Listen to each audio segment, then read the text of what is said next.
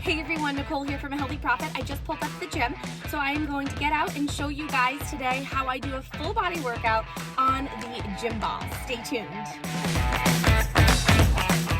We had a pretty bad storm here in Connecticut last night. As you can see, there's trees everywhere.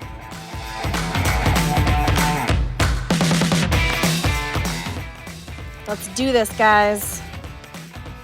I'm just starting off here with some really basic seated exercises on the ball. This is a great warm-up for some of you.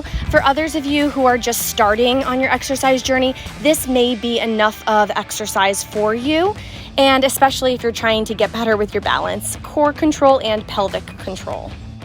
If this feels easy, come follow with me and we'll progress the exercises. By the way, if you don't own a ball, I will link in the description below where you can get the ball and which size to buy that's best for you. I like to add a little abdominal warm-up here, so just doing some marching on the physio ball, keeping my pelvis really still during the process, making sure to engage the core. And if your balance feels good here, we can take it up a notch and add opposite arm and opposite leg, as you can see here.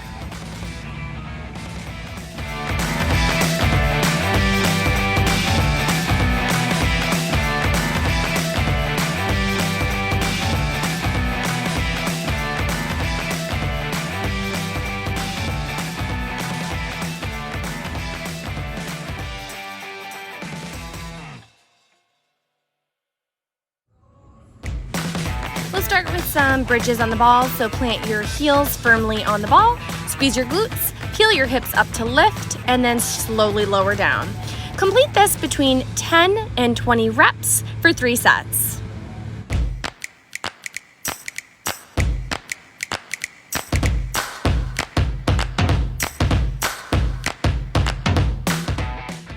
If bridges on the ball felt good, now you'll add onto it and do hamstring curls on the ball. So still maintaining the heels planting firmly on the ball, still squeezing the glutes strong, you'll now bend your knees and then extend your knees. So bend and straighten and feel your hamstrings really engage. All right, the next exercise is a wall squat. So go ahead and place that ball on the top of your shoulders and really trust yourself. Lean back into that ball as you walk your heels in front of you. Once you get situated on your ball, you'll want to make sure that you can attain and maintain a 90-degree angle or more so that you get a deep enough squat here. I would complete between 10 and 20 reps. If you're feeling exceptionally wild today after you've completed your 10 to 20 reps, go ahead and hold a wall sit. So see how long you can hold this for. I got to a minute and trust me, I was shaking at the end.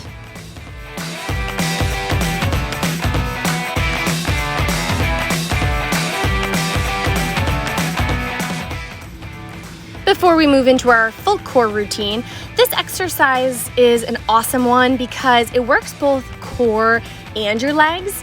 As your ball comes in between the feet, you really have to squeeze the ball tight, so you're working your adductors a little here in combination with your lower abdominals. See how many of these you can do. I would suggest, again, 10 to 20 repetitions. If your back starts to bother you at all during this exercise, that is a sign that you are not using your core enough. So ensure that your back is flat on the mat. As you lower your legs down, your back may start to arch. If it does, you know you've gone down too low. So be aware of your spine during this entire exercise. One cue that often helps people understand this is to always think about pressing your back flat against the mat or the floor. So don't let it arch at all, but think about posteriorly pelvic tilting, maintaining that flat back onto the mat.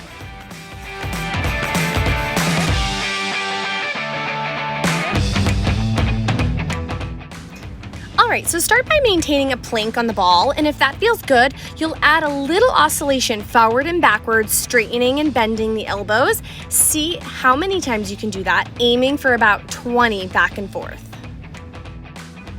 You can refer to one of my earlier YouTube videos about proper form in a plank position, but just to reiterate and remind you, squeeze the glutes tight and ensure that the back is flat. Another variation of this is to do some circles, or stir the pots as I like to call them, with the ball. only progress if the last exercise went well. Next, we'll try some side planking. Side planking on the ball is quite challenging because you are relying on so much of your balance and stability here. Feel free to drop down onto a knee if you have to. The goal is to get your entire forearm on the ball as you maintain your stability here. Once you've done about 20 seconds, go ahead and switch sides and do the exact same thing on the other side.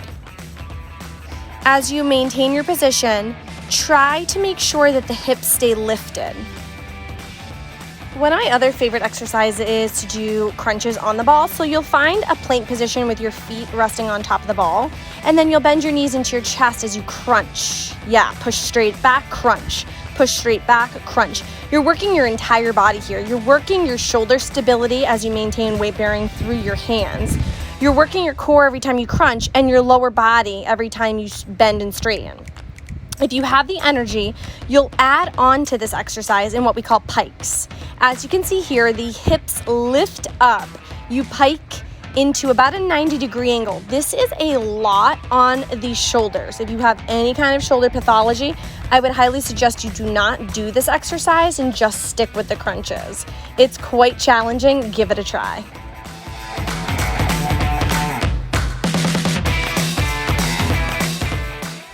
I'm not a huge fan of traditional crunches because I think it can put unnecessary strain through the neck. But if you cross your arms like I'm doing here instead of putting them behind your head, that helps a ton. And then also behind my mask, what I'm doing is a chin tuck. And what a chin tuck is, it's a retraction or a pulling backwards of the neck. So essentially I'm making a double chin, and I'm maintaining that double chin throughout the entirety of the exercise.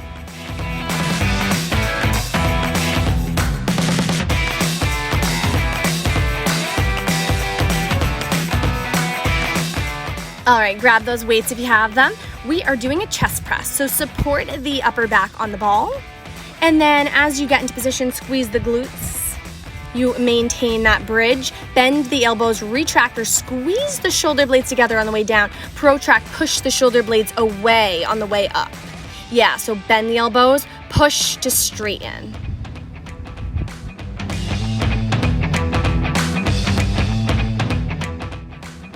Next up, we have a dumbbell fly exercise. So you'll get into that bridge position you were just in, squeezing the glutes, maintaining support on the shoulder blades. Go ahead and open up, squeeze the blades together, push, and come together.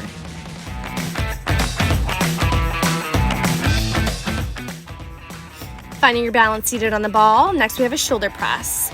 Bend the elbows, come down, and press. Here it's really important to maintain a tall posture, so engage the core and don't let your back arch around. You maintain pelvic neutral, meaning no anterior pelvic tilt, but somewhere perfectly in between as you press up to the ceiling. If you notice any compensation, stop or use a lighter weight.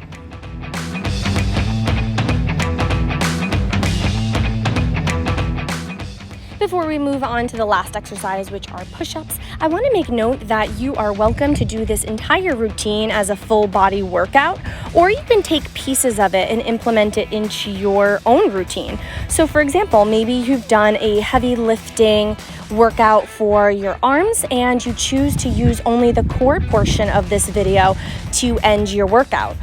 Likewise, perhaps you've been doing some deadlifts and squats on the squat rack and you want to end with some of the leg workouts on the ball. However you choose to use the gym ball, I hope that it helps you and you enjoy it just as much as I do.